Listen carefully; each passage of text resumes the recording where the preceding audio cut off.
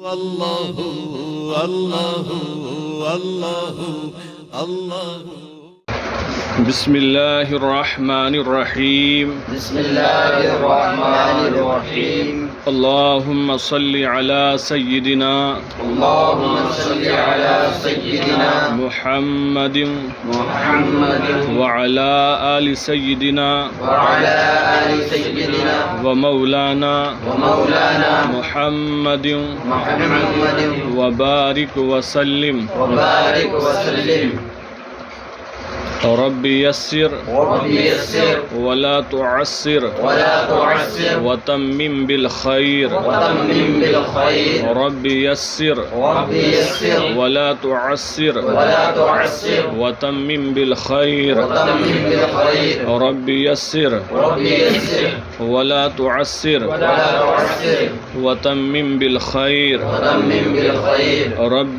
زدنی رب زدني علما نافعا علما نافعا اللهم افتح علينا اللهم افتح علينا حكمتك حكمتك وانشر علينا وانشر علينا رحمتك رحمتك يا ذا الجلال يا ذا الجلال والإكرام والإكرام اللهم إنا نسألك اللهم إنا نسألك علما نافعا علما نافعا ورزقا طيبا ورزقا طيبا وعملا متقبلا وعملا متقبلا وعقلا كاملا وعقلا كاملا وفهما تاما وفهما تاما بسم الله الرحمن الرحيم بسم الله الرحمن الرحيم الحمد لله رب العالمين الحمد لله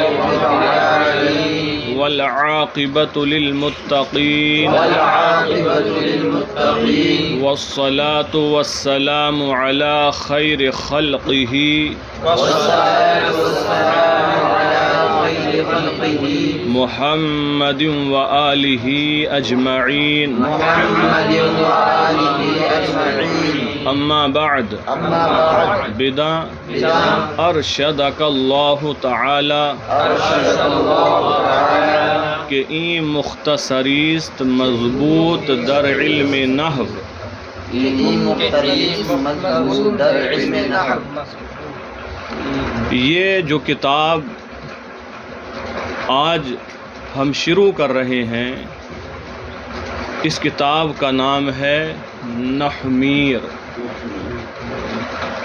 کون سی کتاب ہے؟ نحمیر. یہ کتاب فن نحو کے اندر ہے. کون سے فن میں ہے؟ فن نحو. نحو کے مسائل اس کتاب کے اندر بیان کیے جائیں گے، آپ کو پڑھائے اور سکھائے جائیں گے. یہ کتاب کس نے تحریر کی، اس کے مصنف کون ہیں؟ تو اس کے مصنف ہیں علامہ علی بن محمد بن علی، جو مشہور ہیں السید السند کے نام سے اور میر شریف جرجانی کے نام سے اور میر جرجانی کے نام سے.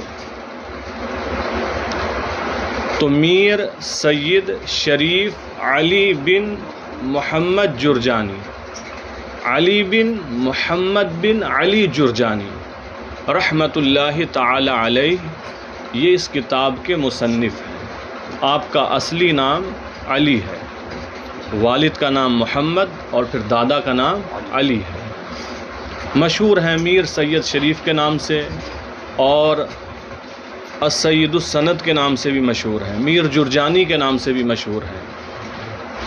سید ہیں، آل رسول ہیں، بہت بڑے علم والے ہیں، علماء کے درمیان ایک بلند مقام رکھتے ہیں.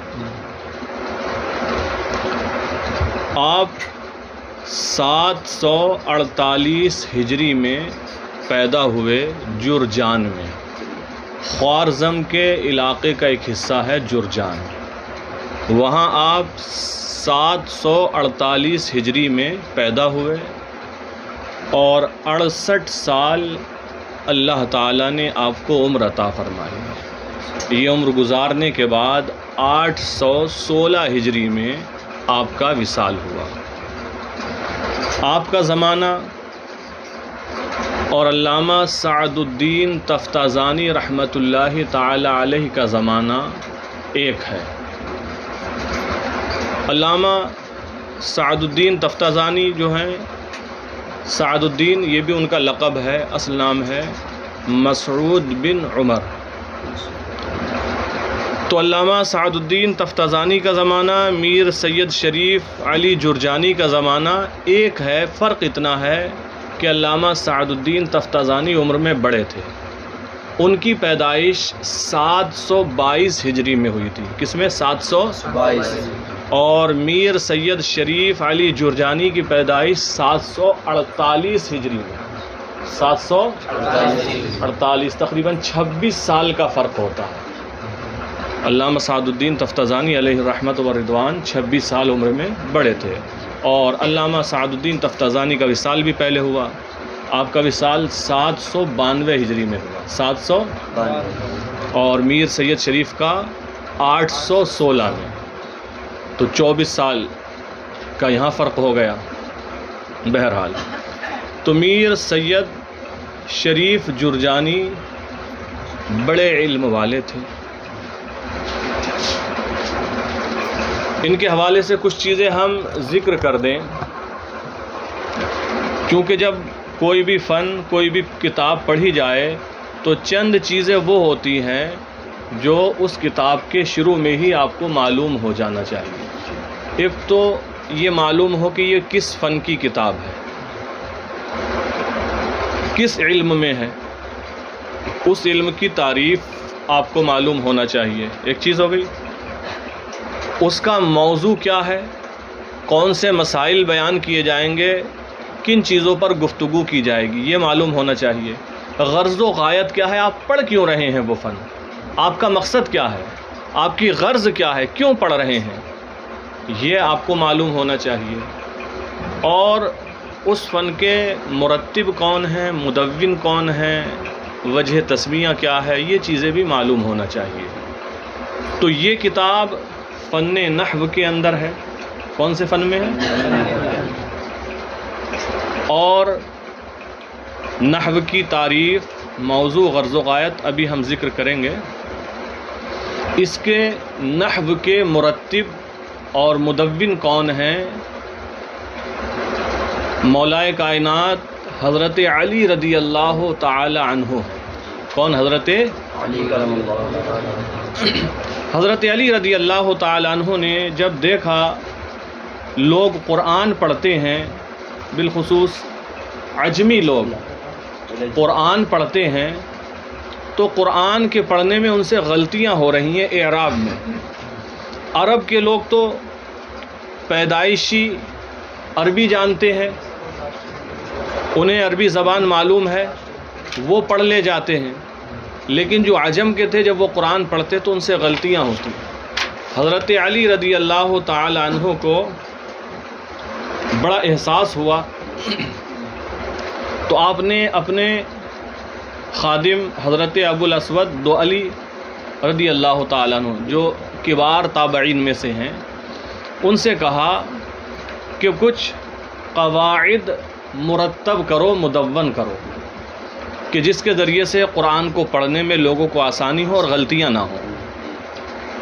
تو خادم نے عرض کیا حضرت علی رضی اللہ تعالیٰ عنہ سے، کس طرح میں قواعد تحریر کروں؟ تو حضرت علی رضی اللہ تعالیٰ عنہ نے کچھ چیزیں انہیں بتائیں، لکھائیں. فرمایا ہر ایک کلام جو بھی لفظ ہوگا یا تو اسم ہوگا یا فعل ہوگا یا حرف ہوگا. اس طریقے سے کچھ چیزیں آپ نے ان کو سمجھا دی. جب سمجھا دیا، ایک لائن بتا دی، تو انہوں نے عرض کیا جو آپ کے خادم تھے کہ نحوے کے ارشاد فرمودہ شدہ، جیسا کہ ارشاد فرمایا گیا، آپ نے ارشاد فرمایا می مدون کنم، مدون می کنم، یہ فارسی مترجمین نے ترجمہ کیا، ورنہ آپ نے عربی میں ہی کہا ہوگا. تو وہاں پر جو آپ نے لفظ بولا حضرت ابو الاسود دؤلی نے، نحو ما قلتا، جیسا آپ نے فرمایا، ارتب، میں مرتب کروں گا، تو وہاں لفظ نحو کا ذکر آیا. نحو کا معنی ہوتا ہے جیسے، نحو کا معنی نحو ما قلتا، جیسا آپ نے فرمایا. تو آپ اس میں بھی جب مثالیں پڑھیں گے اور کتابوں میں پڑھیں گے تو نحو آئے گا لفظ، نحو جا زید، نحو ضربت زیدن، نحو جیسے، جیسے نحو کا معنی جیسے. تو وہاں پر انہوں نے لفظ نحو فرمایا، تو اسی کی مناسبت سے اسی کو لے کر اس فن کا نام ہی فن نحو رکھ دیا گیا. نحویت تو یہ کتاب ہے، اس فن میں اس فن کا نام نحو رکھا گیا. تو اس وجہ سے اس کا نام نحو رکھا گیا، اس مناسبت کی بنا پر. اور اس کے پہلے مدون کون ہیں؟ حضرت علی رضی اللہ تعالیٰ عنہ. اور کچھ چیزوں کا اضافہ آپ کے جو خادم تھے انہوں نے کیا، اور باقی چیزوں کو بعد میں لوگ آتے رہے اور انہوں نے ایک ایک مسئلہ کر کے جہاں جس چیز کی ضرورت محسوس ہوئی اس کا اضافہ کرتے رہے. لیکن اس کے مدون اور مرتب جو پہلے ہیں وہ حضرت علی رضی اللہ تعالیٰ عنہ ہیں. تو فن نحو کے اندر یہ کتاب ہے. اس کے مصنف جیسا کہ ہم نے بتایا میر سید شریف علی جردانی رحمۃ اللہ تعالی علیہ ہیں، اور ہم نے ذکر کیا بڑے علم والے تھے. ایک کتاب ہے علامہ قطب الدین رازی رحمۃ اللہ تعالی علیہ کی. کس کی؟ علامہ قطب الدین رازی رحمۃ اللہ تعالی علیہ کی. اس کتاب کا نام ہے شرح مطالع. شرح بڑی اہم کتاب ہے. حضرت میر سید شریف جرجانی رحمۃ اللہ تعالی علیہ نے اس کتاب کو 16 مرتبہ پڑھا. کتنی مرتبہ؟ 16 مرتبہ آپ نے اس کتاب کو پڑھا. اب آپ اندازہ لگائیں کہ کتاب کتنی اہم ہوگی کہ آپ نے 16 مرتبہ اس کتاب کو پڑھا. اور پھر شوق اتنا بڑھا کہ آپ نے سوچا کہ جو اس کتاب کے مصنف ہیں میں ان کے پاس جا کر ان سے یہ کتاب پڑھوں گا. چنانچہ آپ اس کتاب کے مصنف جو کہ علامہ قطب الدین رازی ہیں ان کے پاس پہنچ گئے. کہاں پہنچ گئے؟ علامہ قطب الدین رازی کے پاس. لیکن جب میر سید شریف جرجانی وہاں پہنچے علامہ قطب الدین رازی کے پاس جو شرح مطالعے کے مصنف ہیں، تو اس وقت ان کی عمر بہت ہو چکی تھی. 120 سال عمر ہو چکی تھی. 120 سال میں انسان کتنا ضعیف ہو جاتا ہے. تو حال یہ تھا کہ پلکیں بھی لٹک گئی تھیں، جھک گئی تھیں، آنکھیں بند ہو گئی تھیں. اگر دیکھنا بھی تھا تو آنکھ کو کھولنا پڑتا تھا. 120 سال عمر بہت ہو جاتی ہے. تو جب پہنچے تو 120 سال عمر ہو چکی تھی. ملاقات کی حضرت قطب الدین بختیار، حضرت علامہ قطب الدین رازی نے بمشکل پلک ہٹا کر آنکھیں کھولی. جب دیکھا تو آپ کی آنکھوں میں، میر سید شریف جرجانی کی آنکھوں میں بلا کی ذہانت نظر آئی. اور جو علم والے ہوتے ہیں نا وہ پہچان لیتے ہیں کہ کس طریقے کا سامنے والا بندہ ہے.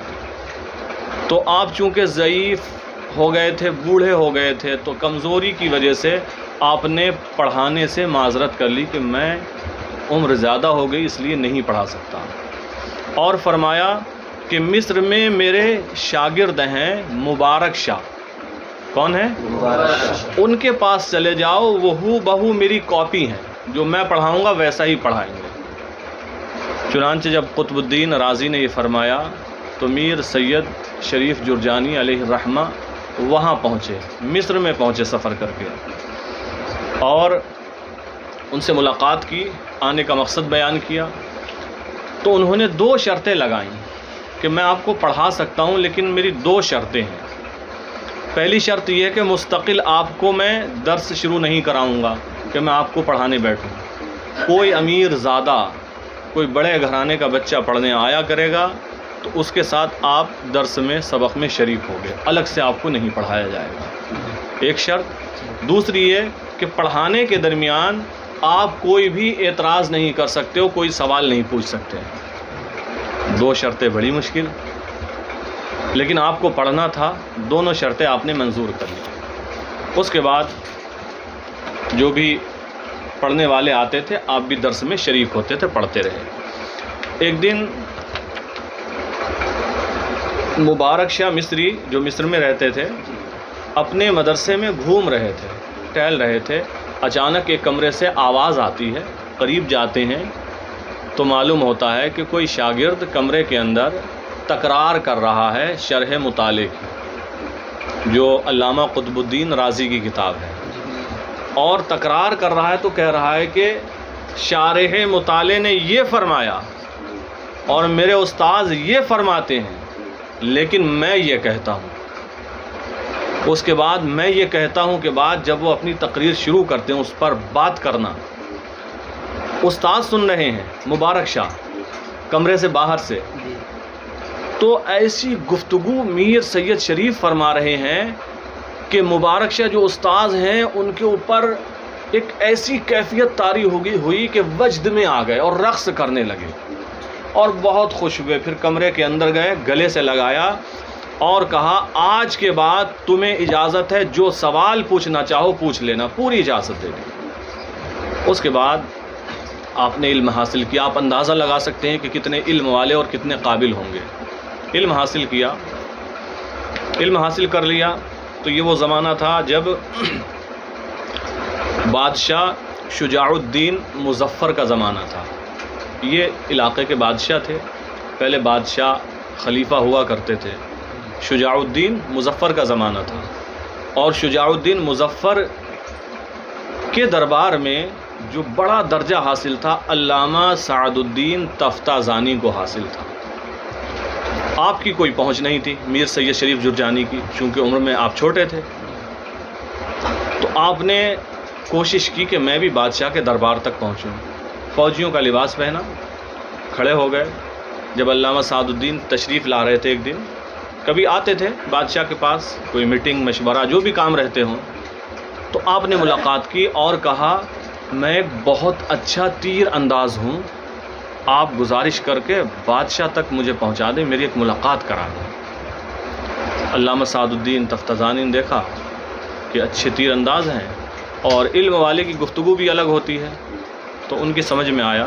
بہرحال انہوں نے گزارش کر دی بادشاہ کے پاس. بادشاہ نے بلوایا اور کہا کہ دکھاؤ اپنا فن.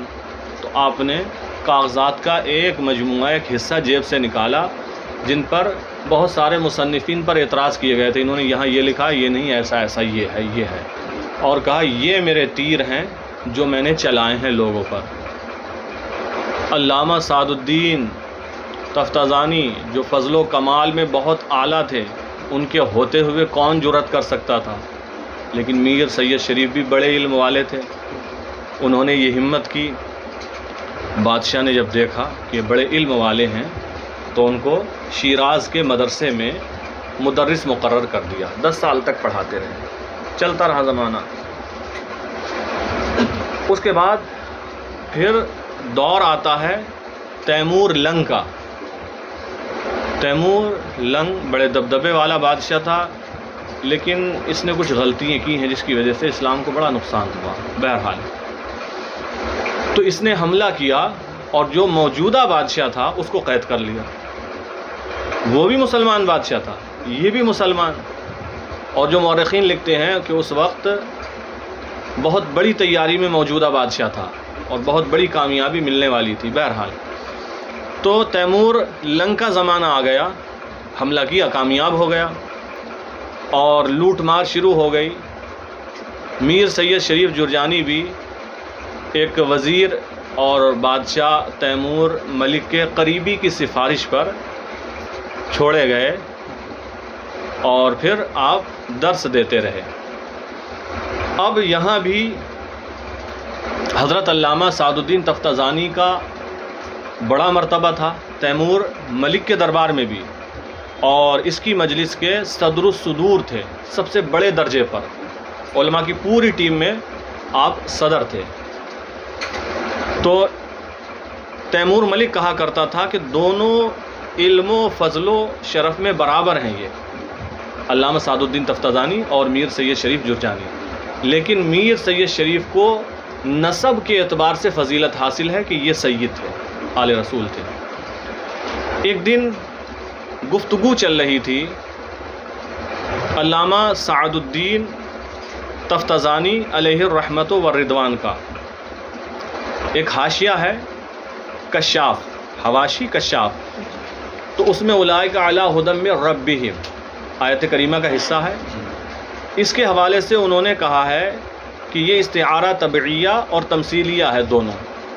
تو اس پر مناظرہ ہو گیا دونوں کا، علامہ سعد الدین تفتازانی اور میر سید شریف جرجانی کا مناظرہ ان دو کا ہوا. ایک فیصل مقرر کیا گیا نعمان معتزلی، کس فرقے کا تھا؟ معتزلہ میں سے تھا، معتزلی تھا. تو اس نے فیصلہ دیا میر سید شریف جرجانی کے حق میں کہ یہ غالب ہیں، یہ درست ہیں. تو تیمور ملک نے اسی دن سے میر سید شریف جرجانی کا درجہ بڑھا دیا اور علامہ سعد الدین تفتازانی کا درجہ کم کر دیا. یہ بات ہے 791 ہجری کی، 791 791 کی.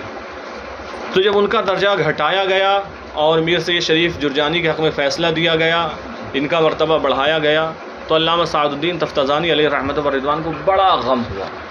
اتنا غم ہوا کہ 791 ہجری میں یہ مناظرہ ہوا. اس غم کی وجہ سے آپ بیمار پڑ گئے اور 792 ہجری میں انتقال ہو گیا، سال بھر میں انتقال ہو گیا آپ کا. اس کے بعد 806 ہجری میں علامہ جزری اور میر سید شریف جرجانی کے درمیان مناظرہ ہوا. ایک اور علم والے آ گئے پھر، علامہ جزری، میر سید شریف جرجانی. اس مرتبہ علامہ جزری غالب آ گئے تو تیمور ملک نے ان کا درجہ بڑھا دیا، میر سید شریف جرجانی کا درجہ گھٹا دیا. تو اس موقع پر علماء نے یہ فرمایا، علامہ عبدالعزیز فرماتے ہیں کہ یہ تیمور ملک کی کم سمجھی اور کم فہمی اور بے وقوفی تھی. اس لیے کسی ایک مسئلے میں اگر کوئی لاجواب ہو جائے تو اس سے یہ لازم نہیں آتا ہے کہ وہ علم میں کم ہو گیا، وہ علم میں کم ہو گیا، اس سے یہ لازم نہیں آتا ہے. یہ اس کی بے وقوفی تھی کہ اگر کسی ایک مسئلے میں انسان زیر ہو جاتا ہے تو وہ مرتبہ گھٹا دیا کرتا تھا.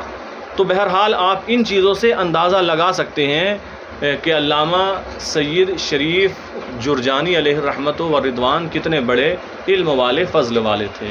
نہمیر ان کی کتاب ہے، شرح وقایہ ہے، اور صرف میر ہے، قطبی مع المیر ہے، اور بہت ساری کتابیں ہیں. 50 سے زائد تصنیفات آپ نے یادگار چھوڑی ہیں. تو میر سید شریف جرجانی علیہ الرحمت و رضوان اس کتاب کے مصنف ہیں. پیدا کب ہوئے؟ 748 ہجری میں، 48 ہجری میں. اور وصال کب ہوا؟ 816. تو 748 سے 816 تک کتنے سال ہوتے ہیں؟ 68 سال کی عمر اللہ تعالیٰ نے آپ کو عطا فرمائی. اب یہ کتاب چونکہ علم نحو میں ہے تو نحو کی تعریف، موضوع اور غرض و غایت آپ کو معلوم ہونا چاہیے. تو علم نحو کسے کہتے ہیں؟ بالکل آسان لفظوں میں آپ سمجھ لیں، نحو وہ علم ہے جس کے ذریعے اسم، فعل اور حرف کے آخری احوال معلوم ہوں معرب اور مبنی ہونے کی حیثیت سے، اور بعض کلموں کو بعض کے ساتھ مرکب کرنے کا طریقہ معلوم ہو. یہ علم نحو کی تعریف ہے. نحو وہ علم ہے جس کے ذریعے اسم، فعل اور حرف کی آخری حالتیں معلوم ہوں معرب اور مبنی ہونے کی حیثیت سے، اور بعض کلمات کو دوسرے بعض کلمات کے ساتھ مرکب کرنے کا طریقہ اور کیفیت معلوم ہو. بات سمجھ میں آ گئی؟ فن نحو کا موضوع کیا ہے؟ تو موضوع کسی بھی فن کا، کسی بھی علم کا وہ ہوتا ہے جس سے متعلق گفتگو کی جاتی ہے، جن مسائل کا ذکر ہوتا ہے۔ تو فن نحو کا، علم نحو کا موضوع ہے کلمہ اور کلام، کلمہ اور کلام سے متعلق اس میں بحث کی جائے گی۔ اس فن کی، اس علم کی غایت کیا ہے، غرض و غایت کیا ہے؟ تو غرض و غایت ہے کلام عرب میں ذہن کو خطائے لفظی سے بچانا، کلام عرب میں ذہن کو خطائے لفظی سے بچانا، لفظی غلطیاں نہیں ہونا چاہیے عربی پڑھنے میں۔ کس لیے یہ فن پڑھایا جاتا ہے کہ عربی پڑھنے میں لفظی غلطیاں، حضرت علی رضی اللہ تعالیٰ عنہ نے غلطیاں کرتے ہوئے ہی تو دیکھا تھا، تبھی تو یہ فن مدون فرمایا کہ لوگ غلطیاں کر رہے ہیں، کچھ اصول، کچھ قواعد مرتب کر دو تاکہ وہ قواعد کو جانیں اور غلطیاں نہ کریں۔ تو اس کی غرض و غایت کیا ہے؟ کلام عرب میں ذہن کو لفظی غلطی سے بچانا، محفوظ رکھنا۔ دیکھیں، بسم اللہ الرحمن الرحیم، اللہ کے نام سے شروع جو نہایت مہربان رحم والا۔ یہ ترجمہ امام عشق و محبت سیدی سرکار اعلیٰ حضرت رضی اللہ تعالیٰ عنہ نے فرمایا۔ اوروں کے ترجمے آپ پڑھیں گے تو کہیں ملے گا شروع کرتا ہوں اللہ کے نام سے جو بہت مہربان رحم والا، کسی کا ترجمہ ملے گا شروع کرتا ہوں اللہ کے نام سے جو بہت مہربان رحم والا ہے۔ تو غور کریں، جس نے یہ لکھا شروع کرتا ہوں اللہ کے نام سے، تو شروع کس سے ہوا؟ لفظ شروع سے شروع ہوا، اللہ کے نام سے شروع نہیں ہوا۔ لیکن اعلیٰ حضرت رضی اللہ تعالیٰ عنہ کا ترجمہ دیکھیں، آپ لکھتے ہیں اللہ کے نام سے شروع۔ کس سے شروع ہوا؟ اللہ کے نام سے ہی شروع ہوا۔ تو اعلیٰ حضرت رضی اللہ تعالیٰ عنہ کا ترجمہ یقیناً سب سے لائق و فائق ہے، اور اردو زبان میں جو آپ نے ترجمہ فرمایا اس کی کوئی مثال موجود نہیں ہے۔ کئی جگہ ترجمہ آپ کو ایسا لگے گا کہ یہ الفاظ کم ہیں اور ترجمے کے لفظ زائد ہیں، لیکن وہ ساری بڑی بڑی تفاسیر کا نچوڑ ہوتا ہے جو اعلیٰ حضرت رضی اللہ تعالیٰ عنہ ترجمہ فرماتے ہیں۔ تو اعلیٰ حضرت کے ترجمے کا کوئی جواب نہیں ہے۔ لوگوں نے ترجمے کیے ہیں، ترجمے کرنے بیٹھ گئے اور جگہ جگہ غلطیاں کی ہیں طرح طرح سے۔ تو اعلیٰ حضرت رضی اللہ تعالیٰ عنہ ترجمہ کرتے ہیں اللہ کے نام سے شروع جو نہایت مہربان رحم والا۔ اور کتنی بڑی خوش نصیبی ہے آپ حضرات کی، ہم سب لوگوں کی، کہ کہاں کس ادارے میں پڑھتے ہیں؟ اعلیٰ حضرت رضی اللہ تعالیٰ عنہ کے۔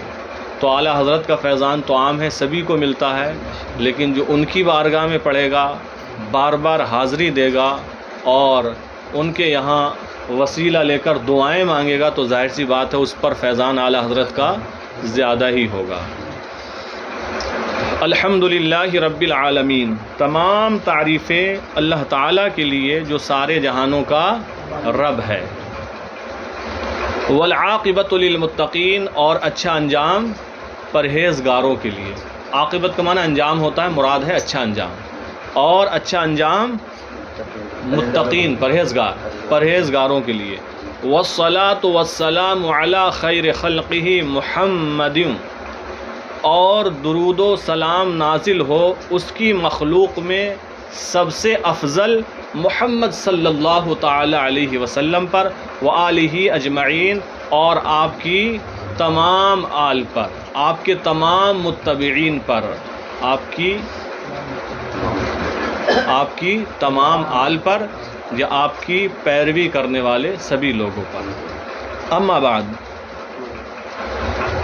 حمد درود و سلام کے بعد بدا تو جان ارشدک اللہ تعالی، اللہ تعالیٰ تیری رہنمائی فرمائے، اللہ تعالیٰ تیری رحمت فرمائے کہ این مختصریست مضبوط در علم نحو۔ ترجمہ بڑی توجہ کے ساتھ سنیں کہ این مختصریست مضبوط در علم نحو۔ مختصر اس کو کہا جاتا ہے جس میں الفاظ کم ہوں اور معانی زیادہ ہوں۔